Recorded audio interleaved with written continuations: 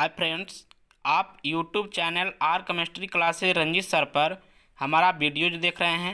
यहाँ केमिस्ट्री सीखने एवं समझने का अच्छा मौका मिलेगा। R chemistry classes Ranjit sir पर टॉपिक क्लियरेंस के साथ साथ एमसीक्यूज, ऑब्जेक्टिव, सब्जेक्टिव क्वेश्चन भी होगा और उनके सॉल्यूशन भी होंगे। R chemistry classes Ranjit sir पर पढ़ने का एक अच्छा माध्यम है जहां आप कम समय में ज़्यादा से ज़्यादा वीडियोज देख सकते हैं।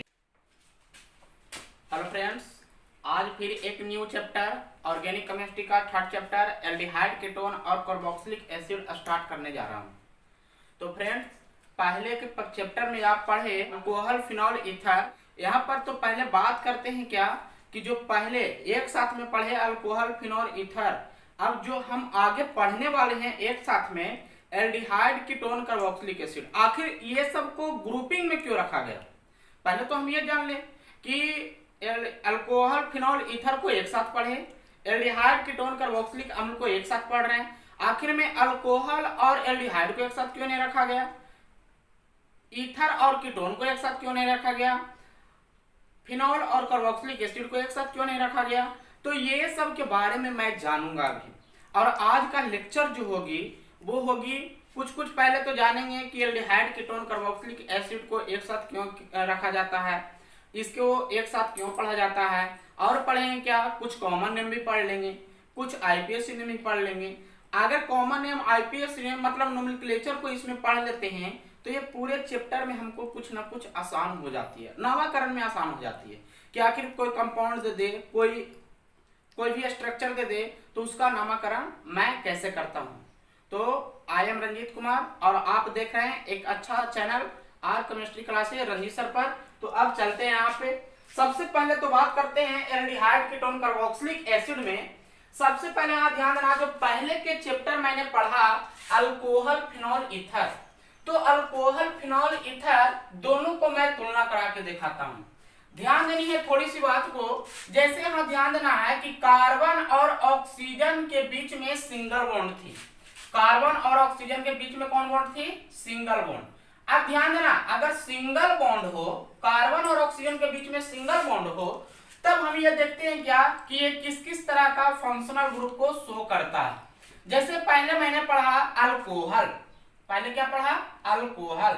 अल्कोहल में मैंने देखा था क्या, इसका स्ट्रक्चर हो रही थी ROH, मतलब R जो है एल्काइल ग्रुप है, एल्काइल ग्रुप को हम ले सकते हैं CH3O और H। देखिए कार्बन और ऑक्सीजन के बीच में कौन बॉन्ड है? Single bond. दूसरी बात करते हैं फिनॉल। अब फिनॉल की बात करते हैं तो ROH। अब यहां पर एक बात और ध्यान देनी है कि ये जो अल्कोहल में मैंने बात किया था ये था एलिफैटिक कंपाउंड, जबकि ये R जो है ये है एरोमेटिक कंपाउंड। यहाँ पर क्या है? Aromatic compound. अब यहाँ पर एक बात को आपको ध्यान देनी है, जैसे ऑब्जेक्टिव क्वेश्चन में क्या करता है, ऑब्जेक्टिव क्वेश्चन में दे देगा कि ROH है। ध्यान देनी है फिनॉल का फॉर्मूला क्या है, ROH दे देगी आपको, जहां पूछेगा कि R क्या है, एलिफैटिक कंपाउंड है, एरोमेटिक कंपाउंड है, नॉन एरोमेटिक कंपाउंड है, क्या है? तो यहाँ पर आपको देखनी पड़ेगी। अगर जैसे ही फिनॉल की बात किया जाए तो R जो होगी एरोमेटिक कंपाउंड होगी, अगर अल्कोहल की बात किया जाए तो R जो होगी एलिफैटिक कंपाउंड होगी। अब यहाँ पर ध्यान देना, एक अच्छा सा एरोमेटिक कंपाउंड जो हम बात करते हैं वो बेंजीन है। अब बेंजीन में जैसे ही OH जाके जुड़ जाता है तो उसी का नाम फिनॉल हो जाती है। चलिए तीसरा जो मैंने पढ़ा ईथर के बारे में, तीसरा का क्या पढ़ा? ईथर। अब ईथर में भी पढ़ा क्या? ROR-। इसमें भी मैंने बताया था दो बातें को ध्यान रखना था, एक बताया था सिमेट्रिकल ईथर और दूसरा बताया था अनसिमेट्रिकल। सिमेट्रिकल क्या था कि फंक्शनल ग्रुप के दोनों साइड में एल्काइल ग्रुप सेम होती है। अगर फंक्शनल ग्रुप के दोनों साइड में जैसे R और R' समान हो तब वो सिमेट्रिकल होता था, जबकि R और R' डिफरेंट हो तो अनसिमेट्रिकल होता था। तो इसमें जो बात कर रहे हैं हम CH3O CH3, ये तो सिमेट्रिकल के लिए कि ऑक्सीजन के दोनों साइड में क्या है? सेम है, कार्बन सेम है। अब यहाँ पर देख रहे हैं ऑक्सीजन इस साइड में ले रहे हैं CH2 और CH3, इस साइड में ले रहे हैं CH3। बताइए जो ये ऑक्सीजन मतलब है, कहने का मतलब है सीओ बॉन्ड जो बना रही है वो कौन बॉन्ड है, सिंगल बॉन्ड है। तो यहाँ पर ध्यान देना कि सीओ का बॉन्ड जो जुड़ा हुआ है सिंगल होने के कारण इसके अंतर्गत जो जो भी फंक्शनल ग्रुप आते हैं वो सब ग्रुप को एक साथ पढ़ा जाता है। जबकि आज जो बात करने वाले हैं ये वाली एल्डिहाइड कीटोन कार्बोक्सिलिक एसिड की, सबसे पहले तो बात आती है, क्वेश्चन किया जाता है क्या कि एल्डिहाइड कीटोन कार्बोक्सिलिक अम्ल को एक साथ क्यों पढ़ा जाता है। बात ये है, तो एल्डिहाइड कीटोन कार्बोक्सिलिक अम्ल को एक साथ पढ़ने का मेन कारण क्या है कि कार्बन और ऑक्सीजन के बीच में डबल बॉन्ड होती है। कौन बॉन्ड होती है, डबल बॉन्ड, जिसको कहा जाता है कार्बोनॉइल कंपाउंड, कार्बोनॉइल कंपाउंड। अब यहां पर ध्यान देना है कि कार्बोनॉइल कंपाउंड हुआ तो कार्बोनॉइल कंपाउंड में अब इसके अंतर्गत ये तीन को ही नहीं खाली है, इसके अंतर्गत बहुत सारे डेरिवेटिव भी पढ़ने को मिलेंगे। जैसे इसके अंतर्गत थे तीन को, अब इसमें हम पढ़ रहे हैं क्या, एल्डिहाइड कीटोन कार्बोक्सिलिक एसिड, इसमें एसिड का डेरिवेटिव आ जाएगा ester, acid halide, anhydride, amide, ये सभी है। तो इसमें हम बात करते हैं, बारी बारी से पढ़ते हैं, जैसे कहने का मतलब क्या है। अब एक बात और करिए कि अगर कोई कह देगा कि एल्डिहाइड कीटोन कार्बोक्सिलिक एसिड में फंक्शनल ग्रुप से जो मतलब ऑक्सीजन से जो कार्बन जुड़ा हुआ रहता है उसका हाइब्रिडाइजेशन क्या होती है, तो हाइब्रिडाइजेशन इसका जो होती है sp3 होती है अल्कोहल फिनोल ईथर में। जबकि जब इसमें हम बात करते हैं तो इसका हाइब्रिडाइजेशन जो होती है sp2 होती है। चलिए अब कोई भी बंदा कहता है क्या कि सर sp2 कैसे हुआ, sp3 कैसे हुआ, तो उसको मैं अभी बताता हूं। जैसे मैंने बताया था हाइब्राइड और वाइटल के बारे में, बताया था नंबर ऑफ सिग्मा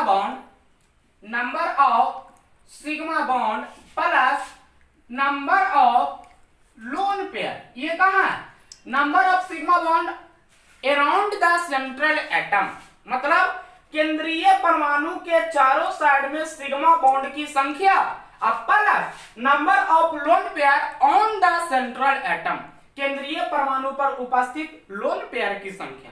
तो यहां पर बात कर रहे हैं कि हाइब्राइड और वाइटल सिग्मा बॉन्ड, तो देखिए ये कार्बन पर केंद्रीय परमाणु कार्बन है, कार्बन के साइड में चारों साइड में 1 2 3 सिग्मा बॉन्ड है, अब प्लस लोन पेयर है नहीं है, इस तो पूरा अपना बॉन्ड बनाए हुए है, तो लोन पेयर नहीं बचा तो 0 हो गया, तो 3 हो गया, तो इसका हाइब्रिडाइजेशन sp2 होती है।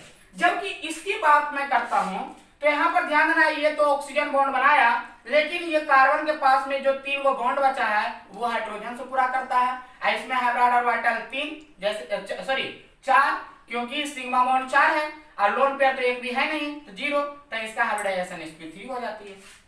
कारण यही है कि C और O के बीच में सिंगल बॉन्ड होने के कारण जो ग्रुप फंक्शनल ग्रुप साथ में आते हैं उसको एक साथ पढ़ा जाता है, जैसे अल्कोहल फिनोल ईथर। ठीक उसी तरह से कार्बन और ऑक्सीजन के बीच में डबल बॉन्ड होने का कारण इसमें बहुत सारे ग्रुप आते हैं, जैसे aldehyde, ketone, carboxylic acid, ester, फिर आ जाएंगे आपको एसिड हैलाइड, एमाइड, एनहाइड्राइड, ये सब आते हैं। मेन रूप से हमको जो पढ़ना है अभी एल्डिहाइड, कीटोन और कार्बोक्सिलिक एसिड, तो ये तीनों के बारे में अभी बारी बारी से जानूंगा, उसके बाद उसके डेरिवेटिव के बारे में जानेंगे। तो चलिए अब बात करते हैं यहाँ पर, यही जो है हमको कार्बोनॉइल कंपाउंड है। अब ये कार्बोनॉइल कंपाउंड से ही ये सभी ग्रुप हमें रेडी होती है। तो चलिए पहला बात मैं करता हूं एल्डिहाइड की, एल्डिहाइड। अब यहां पर ध्यान देना है कि एल्डिहाइड होता कैसा है, एल्डिहाइड होता कैसा है, तो यहां पर देखिए एल्डिहाइड किस तरह का रहता है, जो जैसे ये है कार्बन, ये है ऑक्सीजन, और कार्बन के 4 बॉन्ड होती है, तो एक साइड में तो मान लिया R मैं दे दूंगा, R दे दिया, R हो गया एल्काइल ग्रुप। अब यहां पर अगर आप हाइड्रोजन दे दीजिए तो ये बन गया एल्डिहाइड, जिसका फॉर्मूला होती है CHO, ये क्या हो गया एल्डिहाइड। दूसरा बात करते हैं क्या, कीटोन की। चलिए दूसरा कीटोन।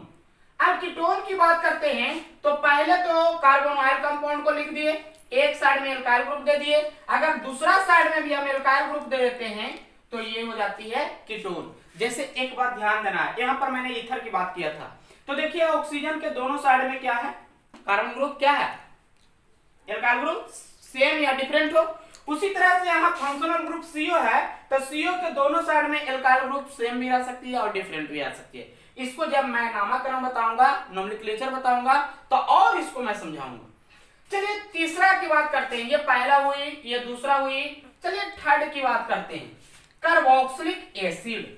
चलिए जब कार्बोक्सिलिक एसिड की बात करते हैं तो यहाँ पर तो पहले कार्बोनल कंपाउंड ले लेंगे। कार्बोनल कंपाउंड पर ध्यान देना, एक साइड में R ले लेते हैं। अब दूसरा साइड में जैसे ही हमको कार्बोक्सिलिक एसिड की बात किया जाता है तो कार्बन और ऑक्सीजन के बीच में एक सिंगल बॉन्ड होती है और ऑक्सीजन से एक हाइड्रोजन लगा हुआ रहता है, तब ये हो गया कार्बोक्सिलिक एसिड। ये क्या हो गया, कार्बोक्सिलिक एसिड। चलिए आगे बात करते हैं फोर में बात करते हैं एस्टर की। अब यहां पर ध्यान देना है, जब एस्टर की बात करते हैं तो देखिए ये है कार्बोनॉइल कंपाउंड, यहाँ पर R हो गया, यहाँ पर O। अब एस्टर की बात कर रहे हैं तो मतलब एसिड के डेरिवेटिव। अब ये तीन को तो मैंने पढ़ लिया, एल्डिहाइड, कीटोन, कार्बोक्सिलिक एसिड। अब एसिड के डेरिवेटिव पढ़ रहे हैं कि जो उससे जुड़ा हुआ कंपाउंड जो रहती है वो सब का नाम क्या होती है। तो यहाँ पर देखिए ROR, अब यहाँ पर H के जगह पर एल्काइल ग्रुप ही हो। अगर हाइड्रोजन दे देंगे तो कार्बोक्सिलिक एसिड ही होगी, लेकिन अगर एल्काइल ग्रुप देते हैं, अब एल्काइल ग्रुप सेम भी रह सकती है, डिफरेंट भी रह सकती है, इससे कोई दिक्कत नहीं है। मतलब R और R' सेम भी हो और डिफरेंट भी हो, कोई दिक्कत नहीं है। जब इस तरह की कंपाउंड रहेगी तब इसको कहेंगे एस्टर। ठीक है, चलिए 5 में बात करते हैं। जैसे ध्यान देना है, ये एस्टर हुआ। नेक्स्ट में लेते हैं एनहाइड्राइड। एनहाइड्राइड, अब एनहाइड्राइड की बात करते हैं तो यहां पर ध्यान दीजिएगा, ध्यान दीजिए। एनहाइड्राइड की बात करते हैं तो ये है C, ये है O, यहां पर ध्यान देना R है। अब यहां पर O है, यहां पर क्या है O। अब एनहाइड्राइड की बात करते हैं तो ये वाला compound same just like compound एक साइड में है तो दूसरा साइड में भी अगर रहे किसी तरह का O और R, यहाँ पर R' भी दे सकते हैं। अब यहाँ पर ये नहीं है कि R और R' सेम ही होगा, अगर ये सेम लिए तो ये सेम नहीं रह सकती है। मतलब इसी तरह का कंपाउंड हो, R के जगह पर कुछ भी रह सकती है, 2 कार्बन रह सकती है, 1 कार्बन रह सकती है, 3 कार्बन रह सकती है, 2 कार्बन रह सकती है, इससे हमको दिक्कत नहीं है। अगर इस तरह का जब कंपाउंड रहती है तब उसको कहा जाता है एनहाइड्राइड। चलिए 6 की बात करते हैं। चलिए 6 में चलते हैं, एसिड हाइलाइड। एसिड हाइलाइड, चलिए एसिड हाइलाइड की जैसे ही मैं बात करता हूं तो एसिड हाइलाइड का मतलब है क्या कि कार्बोनॉइल कंपाउंड तो रहेगा ही, R तो रहेगा ही। अब इसी में एसिड जो है ऑक्सीजन ना रह के हाइड्रोजन ग्रुप रह सकता है, क्लोरीन रह सकता है, ब्रोमीन रह सकता है, क्लोरीन रह सकता है, आयोडीन रह सकता है। अगर क्लोरीन रहा तो फ्लोराइड, ब्रोमीन रहा ब्रोमाइड, आयोडीन रहा आयोडाइड। समझ में आ रही है। चलिए एक और बच गया है, लास्ट जो है। चलिए 7 की बात मैं यहाँ पर कर रहता हूँ, एमाइड की। चलिए एमाइड की बात करते हैं तो यहाँ पर ध्यान देनी है। देखिए एमाइड में क्या होती है कि ये कार्बोनॉइल कंपाउंड तो होती ही है, ये R है ही।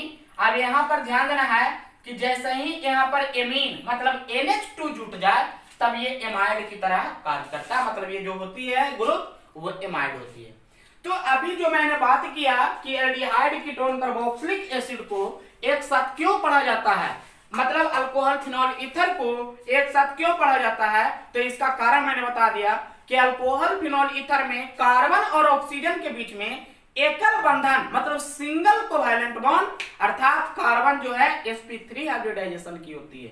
अब यहाँ पर एल्डिहाइड, कीटोन, कार्बोक्सिलिक अम्ल की बात करें तो C और O के बीच में द्विबंधन डबल कोवैलेंट बॉन्ड अर्थात कार्बन sp2 हाइब्रिडाइजेशन की तरह कार्य करता है। इसके कारण एल्डिहाइड, कीटोन, कार्बोक्सिलिक अम्ल को एक साथ और जबकि अल्कोहल, फिनॉल, ईथर को एक ग्रुप के अंतर्गत रखा जाता है। तो अब देखिए अभी जो मैंने पढ़ा वो इंट्रोडक्शन थी एल्डिहाइड, कीटोन और कार्बोक्सिलिक अम्ल की। अब इसको आप स्क्रीनशॉट करिए और उसके बाद अब जो आ रहे हैं कि एल्डिहाइड कीटोन कार्बोक्सिलिक अम्ल में अभी जो मैं पढ़ूंगा इसको पार्ट बाय पार्ट पढ़ेंगे। अभी जो मैं पढ़ूंगा एल्डिहाइड और कीटोन के बारे में पढ़ेंगे, उसके बाद जब ये खत्म हो जाएगी तब कार्बोक्सिलिक अम्ल के बारे में पढ़ेंगे। तो एल्डिहाइड कीटोन का नामकरण तुरंत मैं बताऊंगा, इसलिए इसको जल्दी स्क्रीनशॉट आप कर लीजिए। तो अब जो हम बात करने वाले हैं एल्डिहाइड और कीटोन के बीच में, ध्यान देनी है, aldehyde and ketone.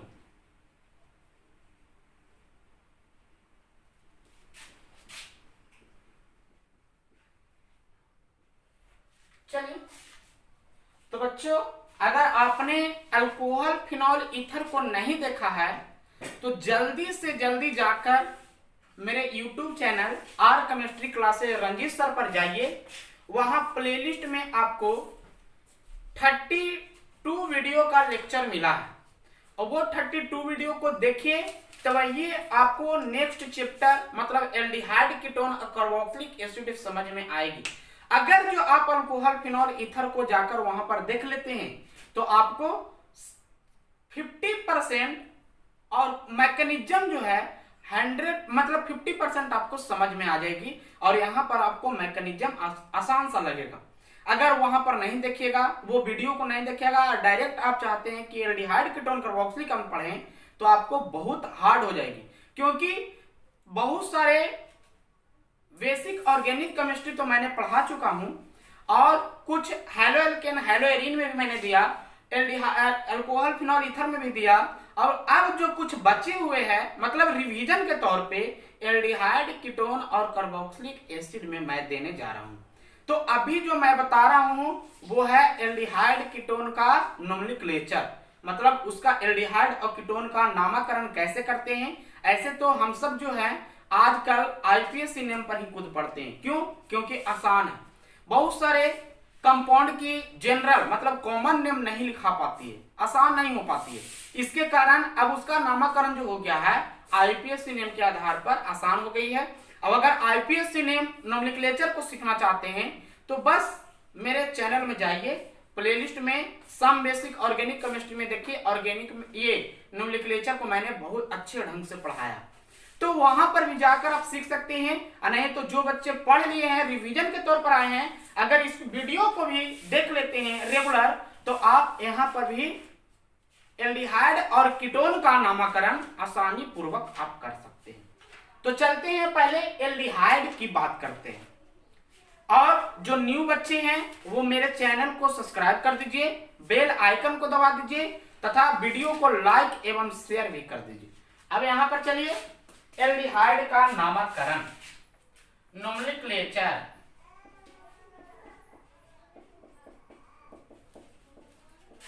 Of aldehyde. अभी जो मैं बात कर रहा हूं कॉमन नेम की बात कर रहा हूं। कुछ ऐसे ऐसे कंपाउंड हैं जिसको कभी भी एंट्रेंस एग्जाम में या कोई बोर्ड एग्जाम में डायरेक्ट फॉर्मूला के तौर पे पूछ लिया जाता है, तो उसका नामकरण मैं अभी करने जा रहा हूं।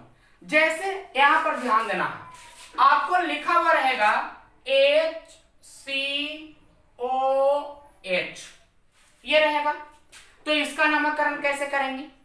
जैसे आपको रहेगा CH3COH, इसका नामकरण कैसे करेंगे? जैसे आपको रहेगा CH3CH2, यहां पर COH, इस तरह का रहेगा। इसका नामकरण कैसे मैं करूंगा? तो और है, एक और क्वेश्चन मैं दे देता हूं, जैसे आपको ये रहेगा, ये भी रह सकता है, तो इसका नामकरण कैसे करेंगे? तो जब कॉमन नेम की बात आती है तो मैं आपको पहले भी बता चुका हूं अल्कोहल फिनॉल ईथर में कि कॉमन नेम में जस्ट नाम को ही अंत में जोड़ दिया जाता है। तो जैसे एल्डिहाइड में हम पढ़ रहे हैं तो एल्डिहाइड को अंत में जोड़ देंगे, मतलब अल्क के नाम के बाद अंत में एल्डिहाइड को जोड़ दिया जाता है। लेकिन कुछ कॉमन नेम ऐसे होते हैं जिसको फॉर्मल नाम के आधार पे लिखा जाता है। जैसे अब जैसे यहां पर मैंने लिखा, यहां पर ध्यान देना है, कॉमन नेम में कॉमन नेम के सफिक्स में एल्डिहाइड ही जुड़ती है, एल्डिहाइड। जबकि अगर इसका आईपीएसी नेम की बात करें तो आईपीएसी नेम में एल जुड़ती है, ALL। ठीक है, तो यहां पर ध्यान देना है। जैसे इसका बात मैं करता हूं HCHO, इसको फॉर्मल तौर पर नाम दिया गया है, मतलब एक अच्छे तरीका से इसका नाम दिया गया है, जिसका नाम है फॉर्मएल्डिहाइड। फॉर्मएल्डिहाइड, ठीक है। दूसरा बात करते हैं, तो यहां पर ध्यान देना है, ये दो कार्बन है, ये दो कार्बन है, तो दो कार्बन का कॉमन नेम में, आईपीएसी नेम में बहुत अंतर आ जाती है। अब ये अंतर के कारण इसमें थोड़ा सा आपको ध्यान रखना पड़ेगा। अगर कॉमन नेम की बात किया जाए तो इसको बोला जाता है एसिड एल्डिहाइड।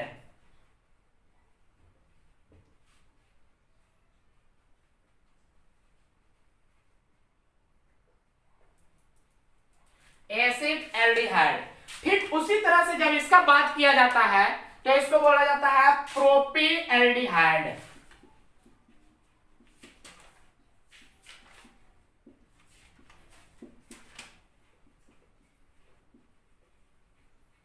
जबकि इसका बात किया जाता है तो ध्यान देना है, इसको क्या बोला जाता है, एल्डिहाइड तो इस तरह से ही होता है, देखिए ये है एल्डिहाइड फॉर्म है, तो इसको बोला जाता है बेंजील एल्डिहाइड।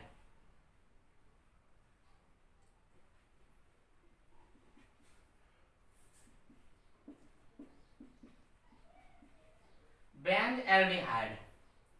ध्यान देना है, ये तो जो मैं बात कर रहा हूं ये कॉमन नेम की मैं बात कर रहा हूं। जबकि आईपीएसी नेम की बात किया जाए तो आईपीएसी नेम में इसका कुछ रूल है, और वो रूल को मैं बताने जा रहा हूं, उस पर थोड़ा सा गौर करिएगा। अब इसको आप याद कर लीजिएगा कि इसका नामकरण कैसे होती है। हाँ, एक एग्जांपल मैं और देता हूं कि उसका नामकरण किस तरह से होता है, ये मैं बताता हूं। जैसे ध्यान दीजिए, CH3 CH CH CHO, यही है। अब यहां पर मान लिया ब्रोमीन है, सपोज करिए यहां पर ब्रोमीन है, तो इस तरह का एक क्वेश्चन है, इसका कॉमन नेम लिखा जाए तो इसको कॉमन नेम कैसे करते हैं। कॉमन नेम में ध्यान देना है कि सबसे पहले तो मेन फंक्शनल ग्रुप को बात करेंगे, तब मेन ग्रुप यही हो गया, ध्यान देना है, मेन फंक्शनल ग्रुप हो गया। अब मेन ग्रुप हो गया, तब यहां पर ध्यान दीजिए कि मेन ग्रुप के बगल वाला कार्बन जो होती है अल्फा कार्बन, बगल वाला कार्बन बीटा कार्बन, और बगल वाला कार्बन गामा।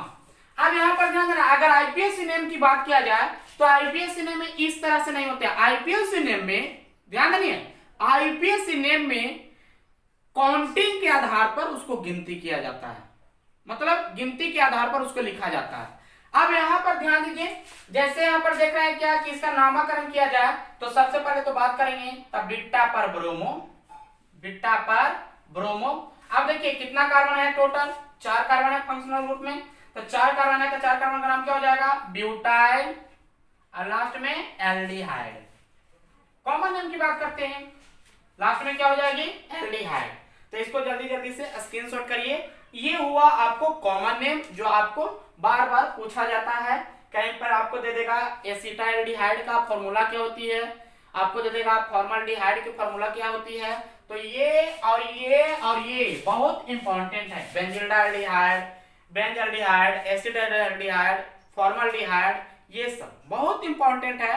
इस सब को आप ध्यान से थोड़ा सा रखिएगा, स्क्रीनशॉट करिए। उसके बाद आईपीएसी नेम की बात करते हैं। चलिए, मैं उसी ग्रुप पे जो एग्जांपल मैंने लिया था उसी पे मैं आईपीएसी नेम की बात मैं करता हूं।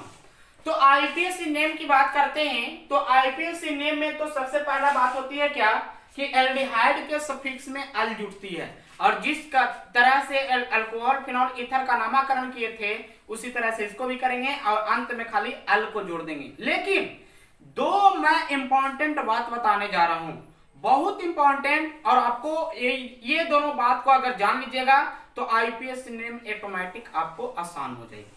तो पहला ध्यान देना है, पहला बात है क्या, if carbon of functional group are selected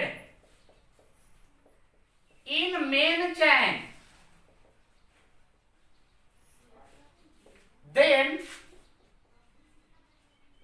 suffix अल। कह रही है क्या हिंदी वाले, अगर फंक्शनल ग्रुप का कार्बन, फंक्शनल ग्रुप का कार्बन CHO में C, वही है ना, फंक्शनल ग्रुप का कार्बन मेन चेन में सेलेक्ट हो तब उसके सफिक्स में एल जोड़ा जाता है। क्या जोड़ा जाता है? एल। ठीक है, चलिए सेकेंड बात को मैं करता हूं, ध्यान देनी है। If carbon of functional group are not selected in main chain, then suffix carbaldehyde, carbaldehyde मतलब अगर जो फंक्शनल ग्रुप का कार्बन मेन चेन में सिलेक्ट ना हो तो ऐसे में उसके सफिक्स में वो कार्बन को लेते हुए कार्बाल्डिहाइड लिखा जाता है। क्या लिखा जाता है? कार्बाल्डिहाइड। देखिए यहां पर दोनों का एग्जांपल मैं एक का वो दे देता हूं, जैसे उसके बाद इस सबको मैं बनाऊंगा। जैसे मैं बात करता हूं, यहां पे ध्यान देना है, CH3 CH2 CH2OH, sorry CHO। यहां पर मैं देता हूं, यहां पर ध्यान दीजिएगा, इस तरह का स्ट्रक्चर यहां पर आएगा CHO। तो बताइए ये सब का नामकरण किस तरह से मैं करूंगा, ये हमको देखना है। तो अभी मैं बताया क्या कि अगर जो, ध्यान देना, फंक्शनल ग्रुप का कार्बन मेन चेन में सिलेक्ट हो, देखिए तो फंक्शनल ग्रुप के कार्बन को लेते हुए लंबे कार्बन चेन को पायरन चेन मानेंगे, क्या मानेंगे? मेन चेन में सिलेक्ट किए, तब ऐसे में इसके अंत में एल को जोड़ेंगे। इसका नामकरण करने के लिए मैं पढ़ाया था alk plus en in ion plus al. अगर जो आपने नोमेनक्लेचर नहीं सीखा है तो मेरे some basic organic chemistry YouTube channel R chemistry classes पर उपलब्ध है, वहां जाकर देख लीजिए, आपको नोमेनक्लेचर 100% समझ में आ जाएगी। आप नोमेनक्लेचर से खेलना स्टार्ट कर लीजिएगा। चलिए अब यहां पर मैं बात करता हूं कि फंक्शनल ग्रुप के कार्बन को लेते हुए लंबे कार्बन चेन को पायरन चेन मानेंगे। चलिए काउंटिंग भी कर देंगे फंक्शनल ग्रुप से। अब इसका नामकरण की बात करते हैं, तो नामकरण में पहले अल्क में कितना कार्बन? 1 2 3 4 कार्बन, और 4 कार्बन का नाम होती है ब्यूट। 4 कार्बन का नाम क्या होती है? ब्यूट। बताइए कार्बन के बीच में सिंगल बॉन्ड है, डबल बॉन्ड है, ट्रिपल बॉन्ड है? अगर जो सिंगल बॉन्ड है तो अंत में एन जोड़ेंगे तो एन हो गया, और अंत में सफिक्स को जोड़ना है तो अंत से ई को हटाइए और लास्ट में क्या जोड़ देना है? सफिक्स में हमको क्या जुटती है? एल जुटती है। बताइए एल जुटा कि नहीं जुटा? ये कब होगी? जब आपको फंक्शनल ग्रुप का कार्बन मेन चेन में शामिल होगी तब। लेकिन अब यहां पर मैं बात करता हूं, जैसे कहने की बात है क्या कि इसका नामकरण किस तरह से मैं करूंगा, ये हमको देखनी है। अब यहां देखिए फंक्शनल ग्रुप का कार्बन एक ही है। अब इसके बाद में देखते हैं कि ये रिंग स्टार्ट हो रही है, तो क्या इसका कार्बन को मैं इसमें शामिल करूंगा? चाहते हुए भी नहीं करेंगे, होगा ही नहीं। तो ये काउंटिंग यहां से स्टार्ट, 1 2 3 4, क्या हो गया? 1 2 3 4। अब इसका नामकरण की बात करते हैं तो किस तरह से मैं करूंगा वो ध्यान देना। अब देखिए यहाँ पे, if carbon of functional group are not selected in main chain then suffix क्या लिखेंगे? कार्बाल्डिहाइड। बताइए इसका नाम लिख के अंत में कार्बाल्डिहाइड जोड़ देंगे। आसान है, देख लेते हैं इसको। अब इसको करेंगे क्या? तो इसको लिखना है क्या? साइक्लो, ध्यान देना, पहले इसका नाम फंक्शनल, इसका तो बाद में जुटेगा। साइक्लोब्यूटेन रिंग है, यहां पर 4 कार्बन था, साइक्लोब्यूटेन पूरा नाम लिखेंगे क्योंकि इसका पूरा नाम हम लिखने जा रहे हैं। इसको कौन लिखेंगे? Carbaldehyde, carbaldehyde. बताइए आसान है कि नहीं? ये 2 नियम रखिएगा आप, तो आपको 100% समझ में आ जाएगी। चलिए एक और मैं बताता हूं, अगर कोई कहता है कि नहीं इसका नाम दूसरा तरीका से लिखिए तो वो भी हो सकती है।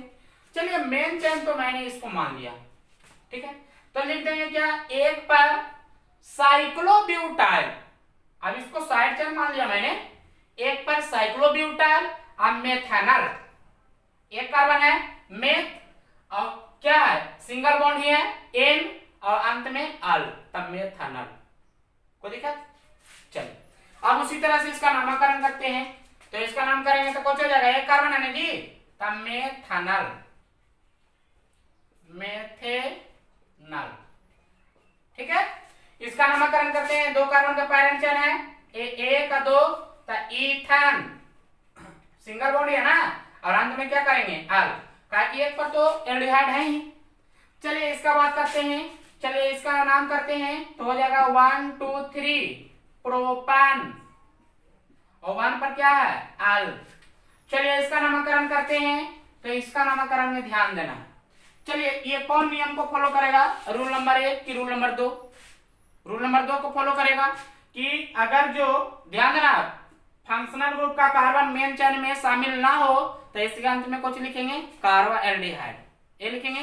तो सबसे पहले इसका पूरा नाम लिखेंगे benzene, benzene carbaldehyde, carbon aldehyde, ठीक है, बेंजीन कार्ब एल्डिहाइड।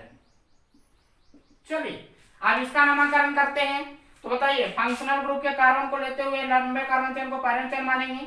अब ध्यान देना यहाँ पे, इसका नामकरण करिए, तो 1 2 3 4, तो 3 पर ब्रोमो, 3 पर ब्रोमो ब्यूट, सिंगल बॉन्ड है सब जगह जी, तो एन, और 1 पर एल्डिहाइड है तो 1 पर अल, तो ब्यूटेनॉल भी लिख सकते थे। तो इस तरह से एल्डिहाइड का नामकरण आईपीएससी और कॉमन नेम खत्म हो गया। अब जो करने वाले हैं कीटोन का, और उसके बाद दोनों को मिक्स करके इंपॉर्टेंट क्वेश्चन मैं दूंगा। तो यहाँ पर ध्यान देनी है, जब तक आप इसको रिवीजन नहीं करिएगा तब तक आपको समझ में नहीं आएगी। अगर आप चाहते हैं कि केमिस्ट्री से खेलें तो आप केमिस्ट्री को खिलाइए, तभी आपको मौका देगी वो खेलने के लिए।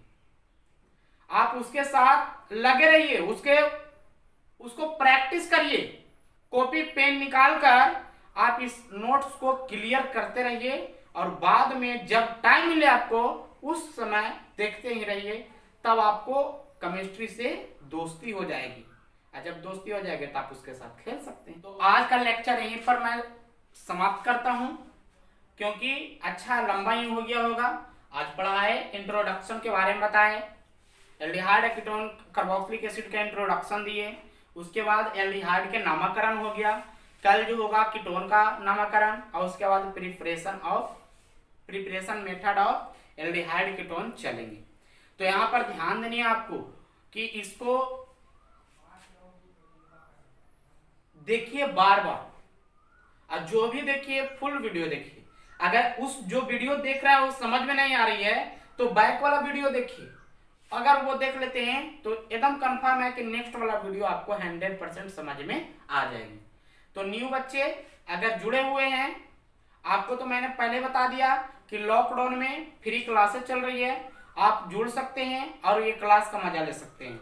आप देखिए ऑर्गेनिक, और ऑर्गेनिक सीखिए। ऑर्गेनिक को रटना नहीं है, मैं रटाता नहीं हूँ, मैकेनिज्म दे देकर ऑर्गेनिक सिखा देता हूँ, और इतना मैकेनिज्म दूंगा कि आपको बार बार रिपीट होकर दिमाग में अट जाएगी, ऑटोमेटिक आपको समझ में आ जाएगी केमिस्ट्री। आप केमिस्ट्री से फिर खेल सकते हैं, केमिस्ट्री से खेला जाता है, रटा नहीं जाता। तो न्यू बच्चे जो जुड़ रहे हैं उनसे एक रिक्वेस्ट है कि मेरे चैनल को सब्सक्राइब कर दें, और जो बच्चे वीडियो को देख रहे हैं वो लाइक करें एवं वीडियो को शेयर भी करते रहें, और एल्डिहाइड कीटोन कार्बोक्सिलिक एसिड का मजा लेते रहें। कहां पर इसकी सुगंध आ जाएगी आपको भी पता नहीं लगेगा। तो एक बात मैंने बताया भी नहीं पहले कि इसका उपयोग कहां पर किया जाता है, ये कैसे हमको पता लगता है कि एल्डिहाइड कीटोन कार्बोक्सिलिक एसिड मिलेगी। तो ध्यान देना, अब परफ्यूम की बात करते हैं, परफ्यूम लेते होंगे तो परफ्यूम में जो आपको महक आती है ना, उसमें एल्डिहाइड कीटोन कार्बोक्सिलिक अम्ल रहती है। पेंट की बात करते हैं, उसमें भी एल्डिहाइड कीटोन कार्बोक्सिलिक अम्ल रहती है। परफ्यूम में 100% तो आपको एस्टर ही मिलेगी, और ये मैं बताऊंगा, बहुत डिटेल में बताने वाला हूं। तो आप केमिस्ट्री में ऑर्गेनिक केमिस्ट्री का मजा लेते रहिए, और आपको ऑर्गेनिक केमिस्ट्री का 3rd chapter aldehyde ketone carboxylic अम्ल शुरू हो गया है, और इसको आप घर में नोट्स बनाकर वीडियोस को देखते हुए मजा लेते रहिए। तो आज का क्लास यहीं, इसको स्क्रीनशॉट कर लीजिए। बाय।